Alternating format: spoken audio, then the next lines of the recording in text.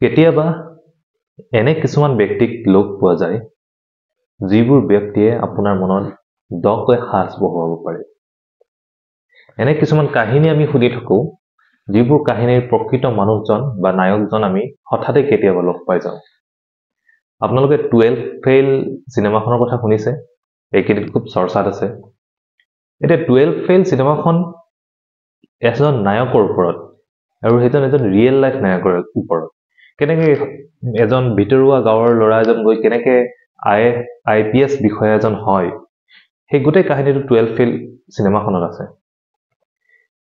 এতিয়া আমাৰ গুণোৎসৱ হৈ গল গুণোৎসৱত আমি এজন ভিআইপি পালো এজন এক্সটাৰ্নেল ইভালুৱেটৰ আৰু সেইজনো সেই 12 ফেইল সিনেমাখনৰ সেই নায়কজনৰ দৰে আজি আমি সেই ব্যক্তিজনৰ বিষয়ে কথা পাতিম আপোনালোকে চাই আছে এবিএছ ক্লাसेছ আৰু মই অবিনাশ বৰুৱা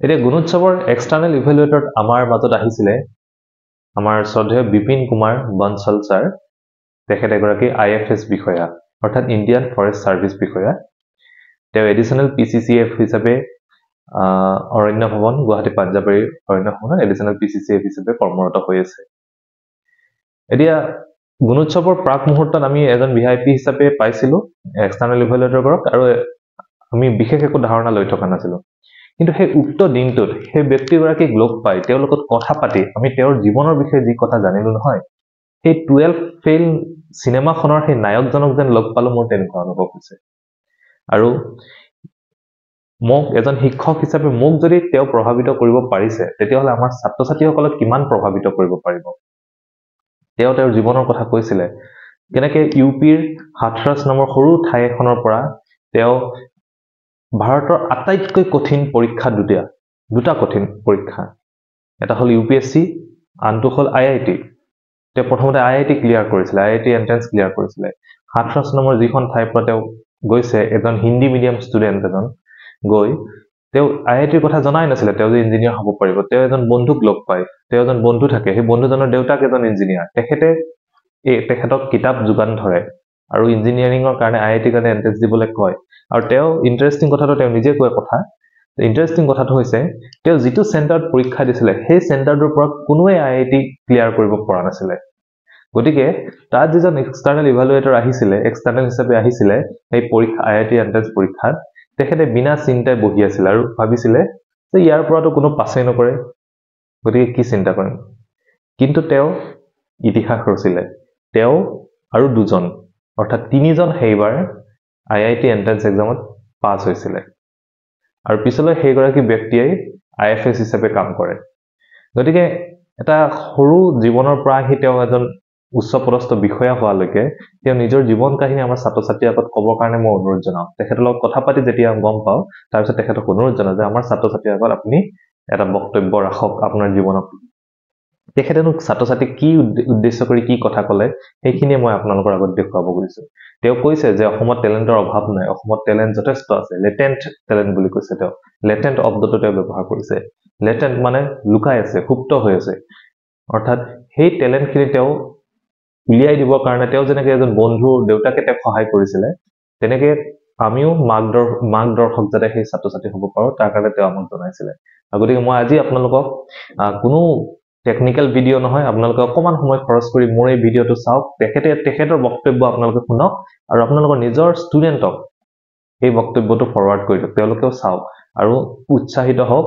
এনকাৰেজড হওক যাতে কেনেকৈ তেওঁলোকেও সৰু ঠাইৰ পৰা গৈ এজন ডাঙৰ বিষয়া হ'ব পাৰে তো আগবঢ়াইছো আপোনালোকৰ এই ভিডিওটো চাই থাকিব এবিএছ ক্লাছেছ ধন্যবাদ So what I have observed is that the Assamese students, they have the latent talent.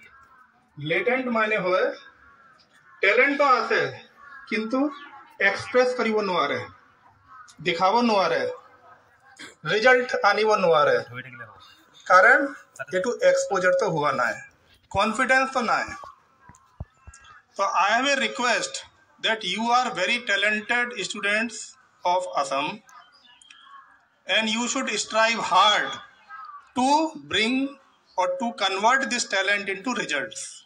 तो results को केने को convert करे confidence हाई थाकी बोलो गयो मोए यदि कुनु लोरा सोली करियो पारे तने बोलो मोयू करियो पारिम That kind of spirit should be there. মই এটা সৰু স্কুলৰ পৰা গভৰ্ণমেণ্ট স্কুলৰ পৰা 12th 11th 12th 8th 9th কৰিছোঁ. I come from a village school which is very small district Hathras in UP. তাতে কোনো মানুহৰ ইঞ্জিনিয়াৰিং মেডিকেল বিলাকত এডমিশ্যন নহয়. মোৰ আগত কোনো ল'ৰা ছোৱালী তাতে এডমিশ্যন হোৱা নাই. মোৰ লাইফত ক্লাছ 11th এটা ষ্টুডেণ্টক পালোঁ মই, যিটো তাৰ CPWD ইঞ্জিনিয়াৰ আছিলে দেউতাটো. তাক বুজালে কি আপনি यदि ভালকে পঢ়াই কৰে আৰু এটা কোচিং ক্লাছ মেটেৰিয়েল পঠায়, বুকছবিলাক বাহিৰৰ পৰা আহে, এইটো বুকছবিলাক পঢ়িলে আপনি ইঞ্জিনিয়াৰিঙৰ এডমিশ্যন ল'ব পাৰে. And then I started preparing for this exam. Mind you, তাৰ আগতে কোনো মানুহৰ তাৰ পৰা সিলেকশন হোৱা নাই. আপোনালোকে এনেকুৱা ভাবিব ইয়াৰ পৰা মানুহৰ কোনো সিলেকশন না হয়, এইটো না পঢ়ো. কিন্তু আপোনালোকে যদি কষ্ট কৰে, আপোনালোকে যদি পঢ়ে, তেনে নাথিং ইজ ইম্পসিবল. কোনো বস্তু ইম্পসিবল না হয়. So then I started preparation for IIT JEE. And believe me, that only 3 students qualified from that center from which I appeared in the JEE exam, and all the 3 students were from Hathras, a small village, a small town in UP district.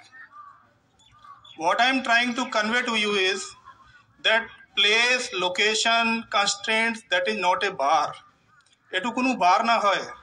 আপোনালোকে লাগিলে চাহিলে আপোনালোকে যিকোনো বস্তু achieve কৰিব পাৰে. So this is my message to all the children. You are very talented. Just sharpen your skills, dedicate your efforts towards goals, and you will achieve them. Nothing is impossible. If any student can qualify in any other exam, you can also do that.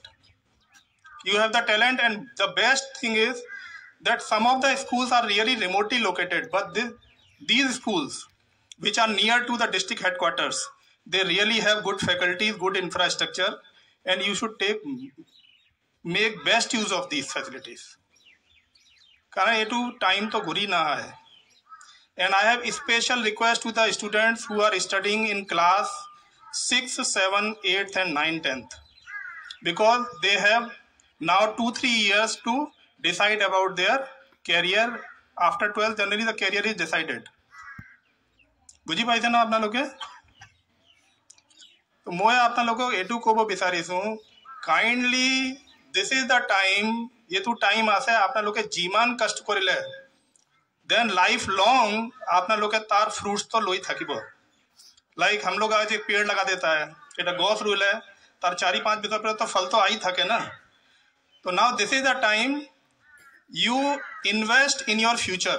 Invest means আপোনালোকে পইচা পাতি খরচা কৰিব নালাগে, তাৰ কাৰণে মা দেউতা গভৰ্ণমেণ্ট আছে, এইটো কৰি ল'ব. আপোনালোকে জাষ্ট অকমান কষ্ট কৰিব লাগে আৰু ভালকে পঢ়া শুনা কৰিব লাগে. Apart from studies, I would also like to request you that health is wealth. আপোনালোকৰ হেলথ ভাল থাকিলে আপনি পঢ়াইও কৰিব পাৰে, আপোনাৰ ফিউচাৰো ভাল হ'ব. সো স্পোৰ্টসৰ এক্টিভিটিজত অকমান মনোযোগ দিব লাগে, है ना? So this is my message to all the dear students that মই ইয়াতে আহি বহুত ভাল লাগিছে, আপোনালোকে বহুত ভাল কৰি আছে. মই আগতে বেলেগ স্কুলত গৈছোঁ, কিন্তু এই স্কুলত মই অকণমান ভাল পাইছোঁ. আপোনালোকৰ পাৰফৰ্মেঞ্চো দেখি গম পাই যায়, তো 10-5 মিনিট ইণ্টাৰেক্ট কৰিলে কেনেকুৱা কৰি আছে ল'ৰা ছোৱালীবিলাক. তো এই কাৰণে মই এইটো ক'ব কাৰণে ভাল পাইছোঁ কি আপোনালোকৰ টেলেণ্ট দেখিছোঁ. নাও ইউ কেন ৰাইজ. আপোনালোকে অকণমান বেছি আৰু গুৰুত্ব দিলে পঢ়াইৰ ওপৰত আৰু ভাল হ'ব. So' with all these message I wish you a good future, good luck, and happy Bihu in advance. Thank you.